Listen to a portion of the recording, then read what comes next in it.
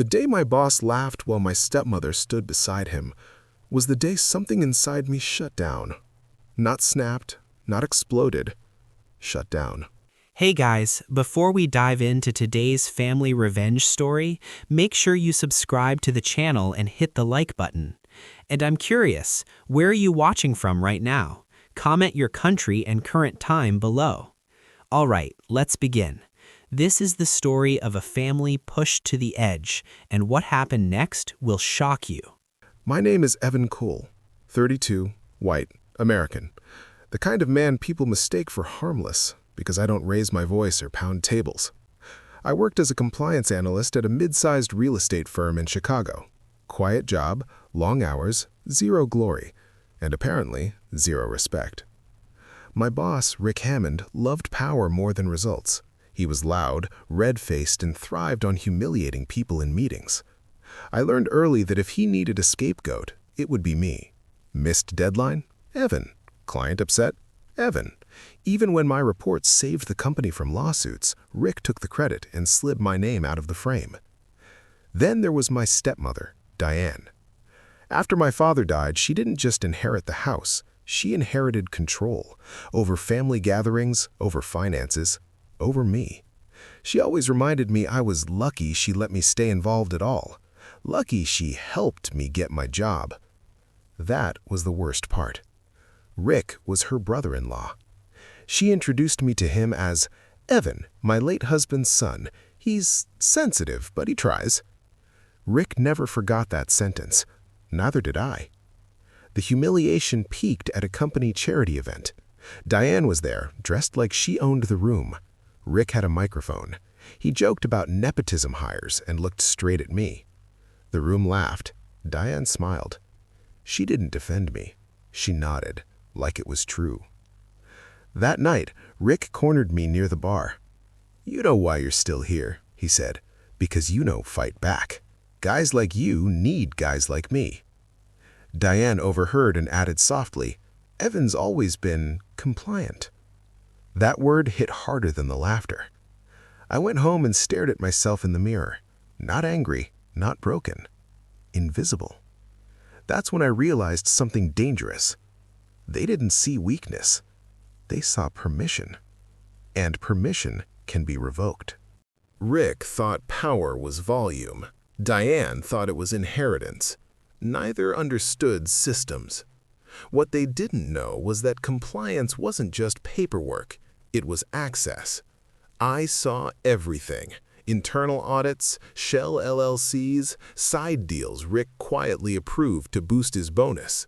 I saw how Diane's estate planning shifted my father's assets into accounts she controlled, skating just close enough to legality to scare anyone who didn't know the law. I knew the law. I also knew timing. I didn't confront. I didn't hint. I didn't change my behavior. I stayed invisible. At work, Rick assigned me to busy work on a new property acquisition. He wanted speed, not accuracy. I gave him exactly what he asked for, while quietly logging every shortcut, every ignored regulation, every forged signature that crossed my desk. At home, Diane bragged about how she handled finances better than my father ever did. I asked questions politely, let her talk, recorded dates, account numbers, names of her so-called advisors. They mistook silence for submission. I used it as camouflage. Months passed. Rick got promoted. Diane hosted a dinner celebrating how well things turned out after such a tragedy. I sat at the end of the table, nodded, smiled, played my role. Behind the scenes, I built two files, one for Rick, one for Diane. Not revenge yet, leverage. The power imbalance wasn't money or authority, it was knowledge, and I had all of it. Rick fell first, not publicly, quietly. An anonymous compliance tip landed on the desk of an external auditor just days before a major investor review. Every document was clean, chronological, impossible to dismiss. It didn't accuse, it asked questions Rick couldn't answer.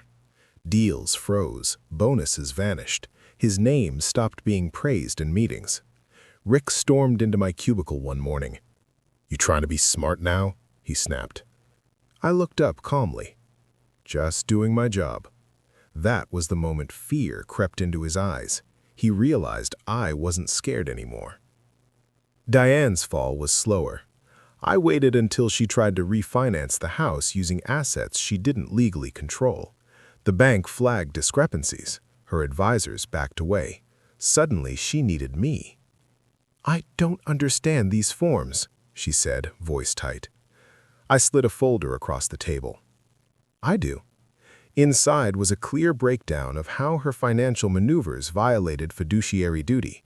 No threats, no yelling, just facts. Her hands shook. "You wouldn't," she whispered.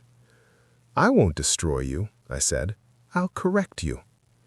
The house went into a trust, fairly divided, my father's intentions restored.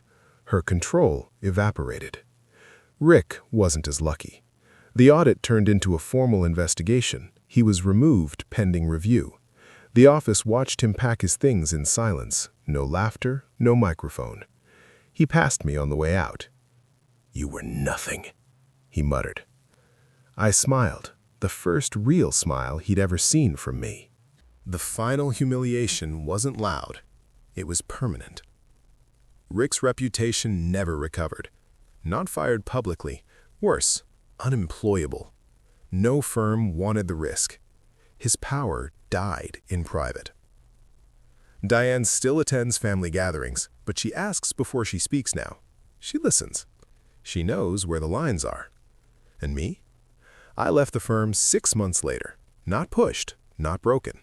Recruited, a larger company, higher position, real authority. On my last day, HR asked if I wanted to say anything. I looked around the office where I was once invisible.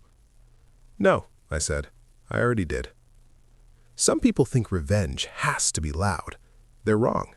The most humiliating revenge is letting someone realize, too late, that the person they underestimated was the one holding the knife the entire time. They thought I was weak. I proved them wrong by never needing to say it out loud.